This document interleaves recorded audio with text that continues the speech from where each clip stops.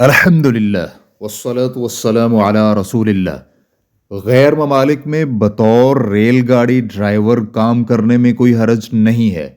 سوال کیا گیا ہے، میرا ارادہ ہے کہ لندن میں بطور ریل گاڑی ڈرائیور کام کروں، تو کیا اگر ریل گاڑی کے سوار اپنے ساتھ شراب اٹھا کر لے آتے ہیں تو مجھے اس کا گناہ ملے گا؟ یہ بات واضح رہے کہ ریل گاڑی کے ڈرائیور کو اس بات کا علم نہیں ہوتا کہ سواریاں اپنے ساتھ کیا کچھ اٹھا کر لے جا رہی ہیں، وہ اپنے ایک الگ کیبن میں ہوتا ہے۔ تو کیا مجھ پر وہ حدیث تو لاگو نہیں ہوتی کہ جس میں 10 لوگوں پر اللہ کی لعنت ہے؟ الجواب بعون اللہ سبحانہ و تعالی۔ غیر مسلم ممالک میں آپ کے لیے بطور ریل گاڑی ڈرائیور کام کرنے میں مطلق طور پر کوئی حرج نہیں ہے، اور نہ ہی ہم ایسی ملازمت کو ممنوع سمجھتے ہیں کہ آپ اس سے کنارہ کشی اختیار کریں، بلکہ یہ اللہ تعالیٰ کے حکم سے حلال روزی کا باعث ہوگا۔ اس کے اسباب سماعت کیجیے۔ اول، آپ کے اور ریل گاڑی چلانے والے کمپنی کے درمیان معاہدہ صرف اور صرف گاڑی چلانے کا ہے، حرام چیزیں پہنچانے کا نہیں ہے۔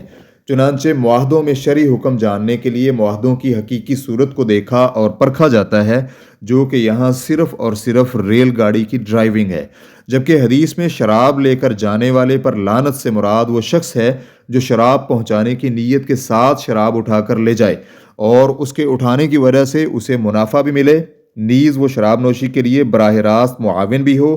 تو یہ سب کی سب شکیں ریل گاڑی یا ہوائی جہاز چلانے والوں پر لاگو نہیں ہوتی۔ دوم، جب معاہدے میں معاہدہ شدہ کام کی نوعیت جائز ہے تو آپ بنیادی طور پر یہ سوال پوچھنے کے ذمہ دار ہی نہیں ہیں کہ کون اس میں سوار ہوگا اور کیا کچھ سامان لے کر بیٹھے گا، نہ ہی ان کا سامان چیک کرنا آپ کی ذمہ داری ہے۔ آپ ان سے سامان کے متعلق پوچھنے کے بھی ذمہ دار نہیں ہیں۔ آپ نے لوگوں کو ان کے سامان کے ساتھ ایک جگہ سے دوسری جگہ پہنچانا ہے، اور جو سامان ان کا سفری بیگوں کے اندر ہے وہ مسافروں کے ماتحت ہے۔ اس سامان کے متعلق الگ سے حکم نہیں لگے گا، بصورت دیگر یہ لوگوں کے لیے بہت ہی تنگی اور سختی کے مترادف ہوگا۔ چنانچہ ہر گاڑی کے ڈرائیور پر، حتیٰ کہ مسلم ممالک میں بھی یہ لازمی ہوگا کہ مسلمانوں سے تمام سامان کی تفصیلات پوچھے۔ مبادہ کہیں کسی کے پاس کوئی شرعی طور پر ممنوعہ چیز تو نہیں ہے، اور اس میں سگریٹ سمیت موبائلوں میں موجود فحش مواد وغیرہ کی تفصیلات بھی ڈرائیور کو پوچھنی پڑیں گی۔ اس کی دیگر مثالیں بھی بن سکتی ہیں جو کہ محض تشدد اور تکلف میں پڑنے والی بات ہے اور ان کا شریعت سے تعلق نہیں ہے، بلکہ اگر ہم سامان کے متعلق پوچھنے کو ریل، جہاز یا گاڑی کے ہر ڈرائیور کے لیے ضروری قرار دیں تو اس سے یہ بھی لازم آتا ہے کہ ہم ڈرائیور کو تمام مسافروں سے یہ بات پوچھنے کا بھی ذمہ دار قرار دیں کہ وہ کہاں جا رہے ہیں۔ چنانچہ اگر کوئی ایک شخص بھی کسی حرام کام کے لیے جا رہا ہو تو ڈرائیور سواری نہ چلائے، اور ہم نہیں سمجھتے کہ کوئی اس لازم کے غلط ہونے میں تردد کا اظہار کرے۔ یہاں اس لازم کے کالعدم اور باطل ہونے کے لیے یہی بات کافی ہے کہ شریعت ان امور کو لازمی قرار ہی نہیں دیتی، بشرطے کہ معاہدہ شدہ معاملہ جائز ہو، اور وہ یہاں اس سوال میں ڈرائیونگ ہے جو کہ الحمدللہ مباح اور جائز ہے۔ سوم، آپ نے اپنے سوال میں ذکر کیا ہے کہ آپ کو مسافروں کے سامان کے متعلق کوئی خبر نہیں ہوتی، جس کا سبب یہ ہے کہ ڈرائیور عام طور پر ریل گاڑی کے اگلے حصوں میں مسافروں سے الگ تھلگ کیبن میں ہوتا ہے۔ چنانچہ مسافروں کے ساتھ موجود سامان کی تفصیلات ڈرائیور کے لیے مشکل ہے، اور اگر سامان بند بیگوں میں ہو تو یہ اور زیادہ مشکل ہے۔ چنانچہ جہاں پر تفصیلات جاننا ممکن نہ ہو تو وہاں تفصیلات سے متعلق شرعی حکم بھی نہیں لگایا جاتا۔ چہارم، اگر ہم ایک فقہی اصول اور ضابطے کو دیکھیں جس پر مجموعی طور پر سب کا اتفاق ہے کہ ضمنی امور میں ان چیزوں کو چھوٹ دی جا سکتی ہے جن کو بنیادی امور میں چھوٹ نہیں دی جا سکتی، تو ہمارے جواب کی پوزیشن مزید قوی ہو جاتی ہے کہ ان ریل گاڑی کی ڈرائیونگ جائز ہے۔ اس کی وجہ یہ ہے کہ چند لوگوں کا حرام چیزیں ساتھ لانا ایک ضمنی چیز ہے، جبکہ بنیادی معاملہ لوگوں کو ایک جگہ سے دوسری جگہ پہنچانا ہے۔ اب چونکہ بنیادی معاملہ یعنی لوگوں کو ان کے معمول کے سامان کے ساتھ ایک جگہ سے دوسری جگہ منتقل کرنا جائز ہے، تو ضمنی چیز قابل صرف نظر ہوگی۔ فقہائے کرام نے اس فقہی اصول کو بیان کرنے کے لیے متعدد انداز استعمال کیے ہیں، اور کچھ کے الفاظ کا تعلق سوال کے ساتھ بہت زیادہ ہے۔ مثلا امام سرخسی رحمہ اللہ کہتے ہیں، بسا اوقات خرید و فروخت میں ایسی چیزیں ضمنی طور پر آ جاتی ہیں جن کی مستقل طور پر خرید و فروخت جائز نہیں ہوتی۔ ریفرنس کے لیے دیکھیے المبسوط جلد نمبر 11 صفحہ نمبر 179۔ قدوری رحمہ اللہ کہتے ہیں، تجارتی معاہدوں میں کچھ چیزیں ضمنی طور پر شامل ہو جاتی ہیں جن کی الگ سے خرید و فروخت جائز نہیں ہوتی۔ ریفرنس کے لیے دیکھیے التجرید جلد نمبر 8 صفحہ نمبر 3792۔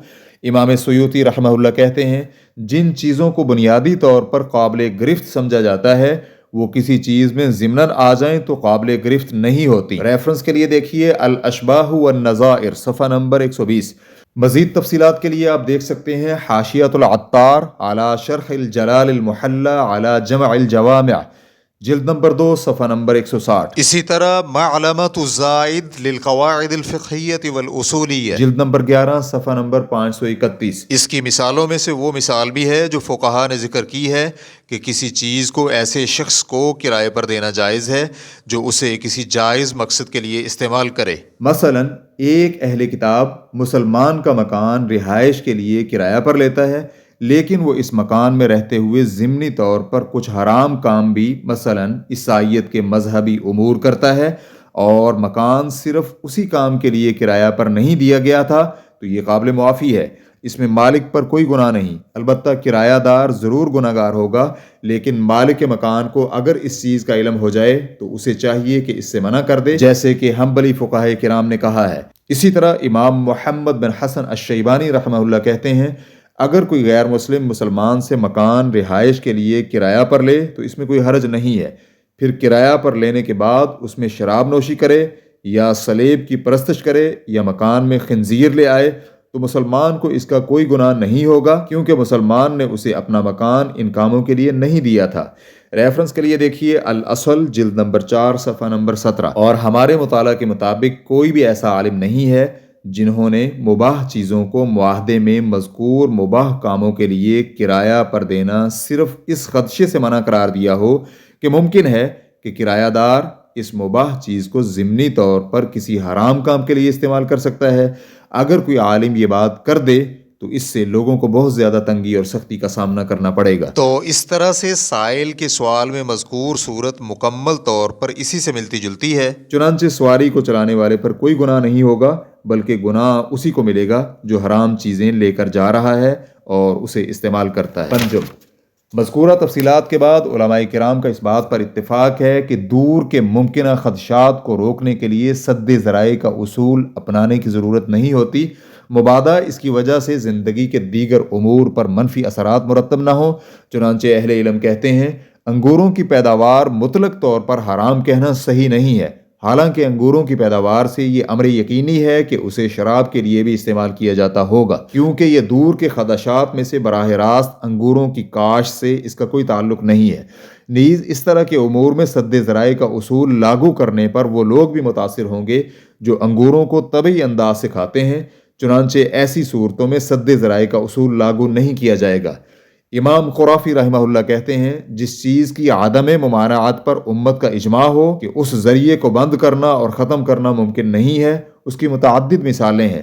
انگوروں کی کاشتکاری شراب کشید کرنے کا ذریعہ ہے، لیکن کسی نے بھی انگوروں کی کاشتکاری کو شراب کشید کرنے کے خدشے کی بنا پر منع قرار نہیں دیا۔ ریفرنس کے لیے دیکھیے الفروق جلد نمبر 2 صفحہ نمبر 42۔